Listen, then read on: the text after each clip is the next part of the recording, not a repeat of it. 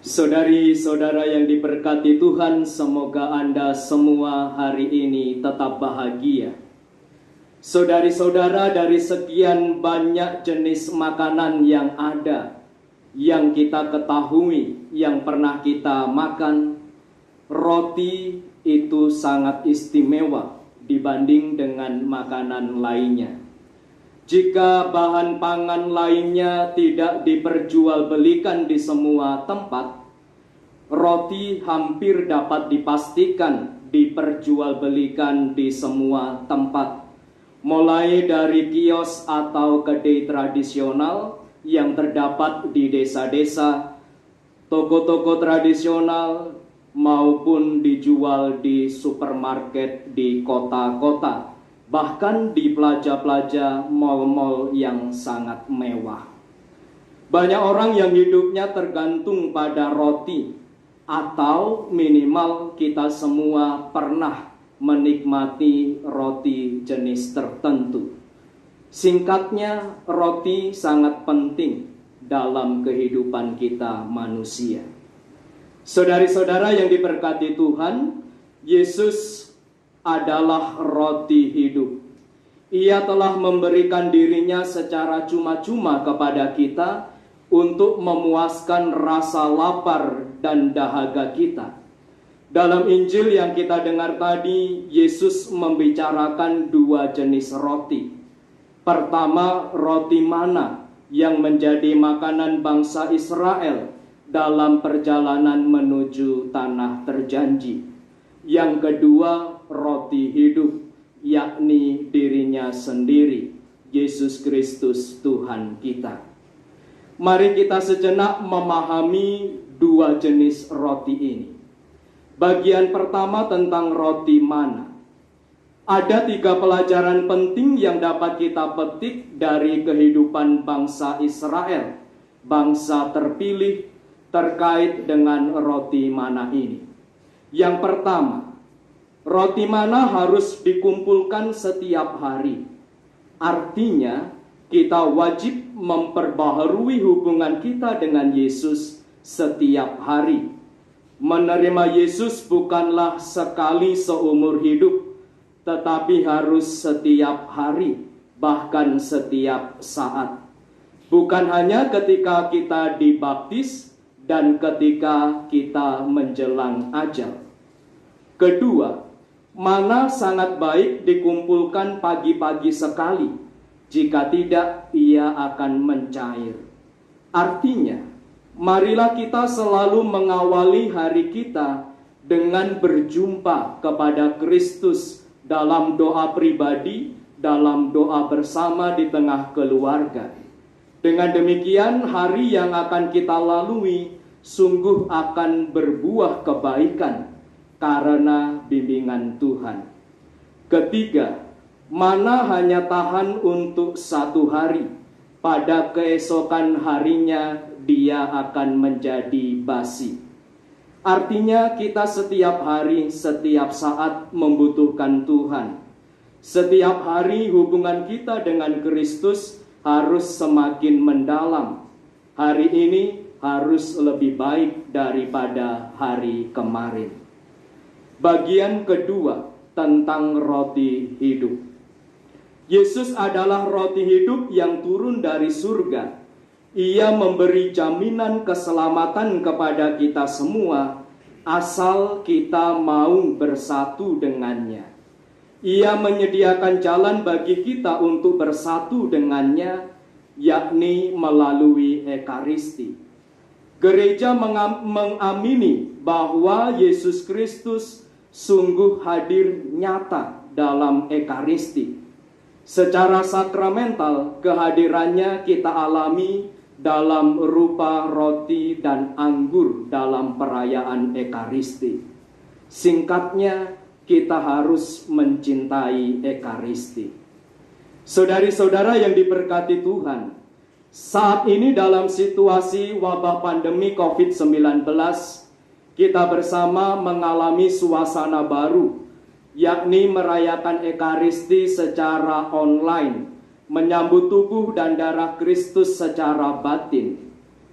Apakah kita bersama keluarga sungguh-sungguh selalu menyiapkan hati dan tekun setia dalam mengikuti Ekaristi secara online? Setiakah kita membuka hati menyambut Kristus untuk hadir di dalam hati kita, untuk hadir di tengah-tengah keluarga kita, kendati kita mengikuti Ekaristi dari rumah kita masing-masing?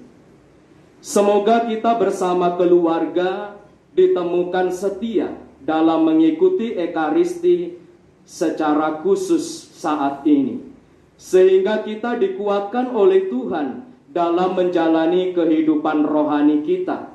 Kita terus disegarkan, kita terus dikuatkan dalam menghadapi kenyataan hidup yang tidak mudah pada saat ini.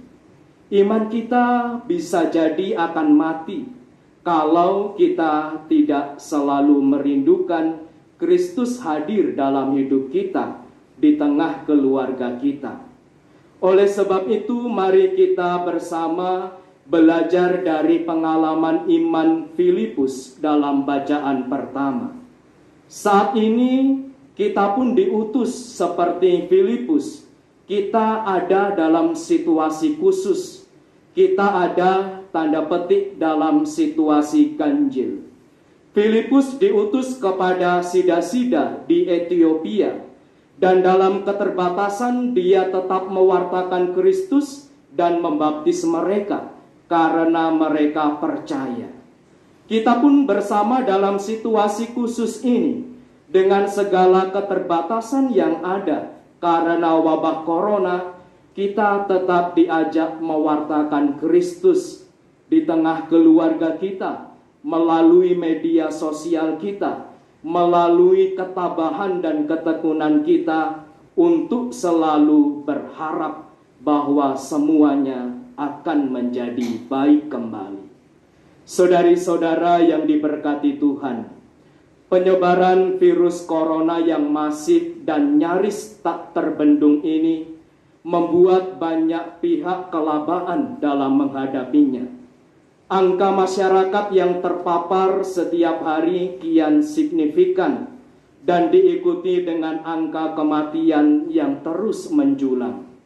Sungguh pandemi ini membuat kita berada dalam sebuah ancaman yang sangat nyata karena efeknya amat meluas, tak hanya secara medis, tetapi juga kita merasakan dari segi perekonomian. Kita ada dalam situasi berat, namun marilah kita tidak melupakan bahwa berita kesembuhan, berita banyak pihak rela membantu, berita banyak tenaga medis rela berjuang adalah sebuah kabar baik yang harusnya membangkitkan optimisme kita dalam situasi sulit ini. Saat ini sebuah optimisme tidaklah cukup dalam menghadapi kondisi pandemi COVID-19 ini. Kita harus menggunakan benteng pertahanan sejati kita, yakni iman yang melahirkan sebuah pengharapan.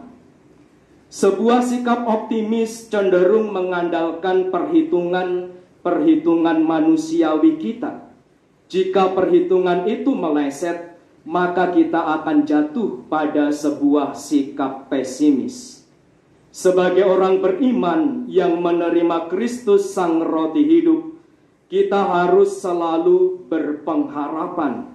Sebuah sikap iman yang mengandalkan kuasa Tuhan untuk menyempurnakan kemampuan manusiawi kita, untuk menyempurnakan usaha-usaha kemanusiaan kita. Maka marilah kita dengan penuh pengharapan boleh berkata dengan lantang seperti Ayub, "Aku tahu Engkau Tuhan, Engkau sanggup melakukan segala sesuatu dan tidak ada rencanamu yang gagal."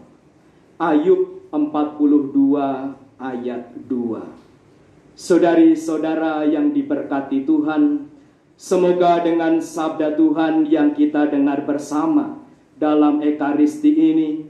Semoga tubuh Kristus yang akan kita sambut secara batin dalam Ekaristi ini selalu menyalakan harapan kita bahwa semuanya akan kembali baik adanya.